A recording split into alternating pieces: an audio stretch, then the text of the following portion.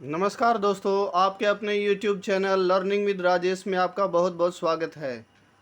हमने जी के क्लासेस में जैन धर्म, बौद्ध धर्म, महाजनपद काल आदि के बारे में पढ़ लिया है, थ्योरी क्लासेस कर ली है। उसके बाद हमने उनके क्वेश्चन आंसर टेस्ट लगाया। कल हमने जाना कि हमने कितना सीखा है। आज हमारा नया टॉपिक स्टार्ट होता है जिसका नाम है वैष्णव धर्म अर्थात भागवत धर्म।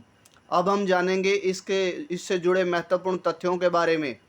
आज का पहला पॉइंट है वैष्णव धर्म के बारे में कि जो भागवत धर्म है उसका उद्भव मौर्योत्तर काल में हुआ, अर्थात मौर्य काल के बाद हुआ भागवत धर्म का उदय। उसके बाद इस धर्म के संस्थापक वासुदेव श्री कृष्ण को माना जाता है, जो कि वृष्णि वंशीय शासक थे। इसके बाद वासुदेव की पूजा का उल्लेख पाणिनि ने किया है, जिन्होंने अष्टाध्यायी लिखी है। पाणिनि जो लेखक हुए हैं इतिहासकार, उन्होंने वासुदेव की पूजा का सबसे पहले उल्लेख किया है। तो कल हमने एक प्रश्न पढ़ा था कि छांदोग्य उपनिषद में पहली बार श्री कृष्ण का उल्लेख किया गया है। आज हम दोबारा वही पॉइंट एक बार रिवाइज करने जा रहे हैं। उसके बाद वासुदेव का देवीकरण, यानी वासुदेव को देवता के रूप में सबसे पहले पाणिनि ने ही प्रस्तुत किया है और उनकी बुक अष्टाध्यायी में उन्हें प्रस्तुत किया है। उसके बाद श्री कृष्ण जो हैं उन्हें विष्णु का अवतार भी माना जाता है और बाद में उन्हें नारायण का अवतार भी माना जाने लगा। जो उन्हें नारायण का अवतार मानते थे, यानी नारायण के उपासक थे, वो पंचरात्रिक कहलाए।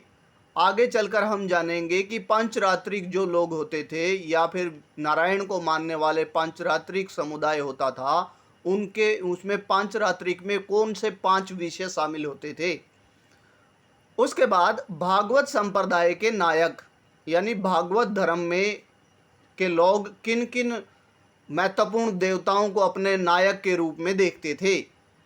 इसमें संकर्षण यानी बलदेव जो कि रोहिणी पुत्र हैं, वासुदेव जो कि देवकी पुत्र हैं, प्रद्युमन रुक्मणी पुत्र हैं, सांब जो कि जाम्बवती पुत्र हैं और अनिरुद्ध जो कि प्रद्युमन पुत्र हैं। इन पांचों को भागवत संप्रदाय के नायक माना जाता था। ये भी एग्जाम पॉइंट ऑफ व्यू से वेरी इंपॉर्टेंट पॉइंट है। कल आ सकता है कि इनमें से कौन सा भागवत संप्रदाय का नायक नहीं है। आई होप कि आपको पॉइंट समझ आया होगा। उसके बाद मत्स्य पुराण में विष्णु के 10 अवतारों का, वैसे हमने जाना कि विष्णु के 24 अवतार हैं, लेकिन उनमें से 10 अवतारों को मुख्य रूप से मत्स्य पुराण में वर्णित किया गया है। अब इनमें से मुख्य 10 में से भी मुख्य मुख्य अवतार मैंने यहाँ पर लिखा है। वैसे तो आपको पता है वामन अवतार है, वाराह अवतार है, मत्स्य अवतार है, उसके बाद नरसिंह अवतार है। तो देखिए परशुराम अवतार, राम, बलराम और बुद्ध ये प्रमुख अवतारों में माने जाते हैं। उसके बाद पंचरात्र में अभी हमने जाना था कि जो नारायण की पूजा में विश्वास रखने वाले जो लोग थे वो पंचरात्रि कहलाए। तो पंचरात्र में 5 तत्व सम्मिलित थे। कौन से? परम तत्व, मुक्ति, युक्ति, योग और विषय। विषय मतलब संसारिक इच्छाएं। तो ये 5 तत्व शामिल थे नारायण की उपासना में। उसके बाद पंचरात्र व्यूह के देवी देवता। तो पंचरात्र व्यूह के देवी देवता कौन से थे? देखिए पहले हमने पढ़ा था, पहले वाले पॉइंट्स में आपको कंफ्यूज होने की जरूरत नहीं है कि भागवत संप्रदाय में जो भगवान श्री कृष्ण की पहले पूजा किया करते थे, फिर हमने जाना कि उसे विष्णु के अवतार के रूप में माना जाने लगा। फिर कुछ लोग उसे नारायण का अवतार मानते थे। अब नारायण का अवतार मानने वालों को पंचरात्रि कहा गया, यानी जो कृष्ण के रूप में ही पूजा करते थे उन्हें भागवत संप्रदाय के नायक भागवत संप्रदाय कहलाया। और भागवत संप्रदाय में कौन कौन से देवी देवताओं की पूजा होती थी ये आपने पढ़ा भी। उसके बाद जो पंचरात्र व्यू के देवी देवता थे उनमें वासुदेव, लक्ष्मी, संकर्षण, प्रद्युमन, अनिरुद्ध, यानी हमने जाना कि पंचरात्र व्यू में फिर लक्ष्मी को भी शामिल कर लिया गया। उसके बाद दक्षिण भारत में वैष्णव मत, जो कि वेरी वेरी इंपॉर्टेंट पॉइंट है एग्जाम की दृष्टि से। आपने कई बार एसटेट वगैरह में भी देखा है, सीटेट वगैरह में भी, और हमने जाना कि ये कॉम्पिटिटिव एग्जाम में भी आता है। तो सबसे पहला तो प्रश्न आपसे यही पूछा जाता है कि दक्षिण भारत में वैष्णव मत के अनुयायी क्या कहलाए? तो आपको पता है कि वो अलवार कहलाए। अब फिर प्रश्न आता है कि अलवार संतों की संख्या कितनी थी? यानी अलवार संतों में प्रमुख 12 संत थे। अब हम आगे चलकर ये भी जानेंगे कि मुख्य उन 12 में से मुख्य संत कौन कौन से थे। आई होप कि आपको पॉइंट समझ आया होगा।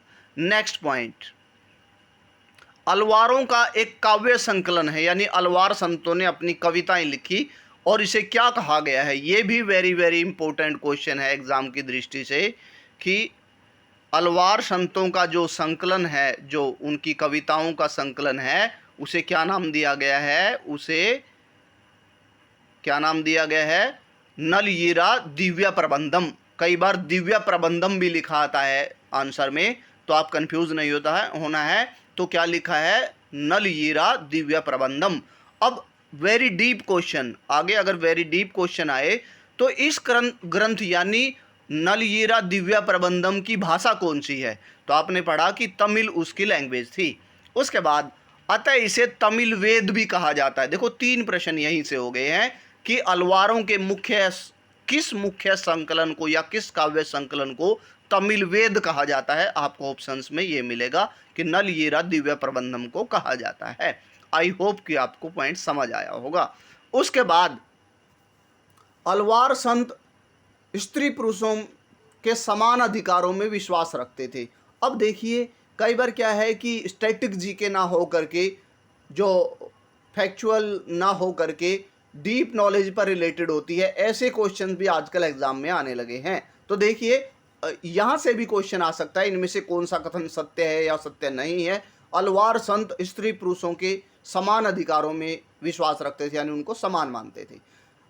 उसके बाद जाति प्रथा के विरोधी थे, वो जाति प्रथा के विरोधी थे, और ये तो आपको पता ही कि वो विष्णु को मानते थे। उसके बाद मुख्य संत कौन कौन से थे? कि अलवारों के मुख्य संत कौन कौन से थे? जिनमें पैरिय, अलवार, स्त्री संत, अंडाल। कई बार एग्जाम में आता है कि इनमें से कौन सी मुख्य स्त्री संत जो है वो अलवारों से रिलेटेड है, तो आप जानेंगे अंडाल। और उसके बाद नामालवार भी जो हैं वो प्रमुख संत हैं अलवारों के। और अलवार वैष्णव संत थे, इसको याद करने के लिए आपको कैसे याद करना है? वै को वै से जोड़ना है। अलवार में भी वै और वैष्णव में भी वै को वै से जोड़ना है, आपको याद हो जाएगा। उसके बाद पल्लव व बादामी के चालुक्य, पल्लव वंश और बादामी के चालुक्य वंश के शासकों ने वैष्णव धर्म को खूब मनाया और खूब डेवलप किया, उसको विकसित भी किया। उसके बाद वैष्णव धर्म की शाखाएं, यहाँ से भी वेरी वेरी इंपॉर्टेंट क्वेश्चन है। कई बार एस्टेट सीटेट में भी आता है और कई बार एग्जाम में भी देखा है मैंने, कॉम्पिटिटिव एग्जाम में। तो देखिए वैष्णव संप्रदाय जो था वैष्णव धर्म का, वो विशिष्टाद्वैत में विश्वास रखता था, यानी उनका मत विशिष्टाद्वैत में था। और विशिष्टाद्वैत को मानने वाले यानी वैष्णव संप्रदाय के मुख्य संत रामानुज थे।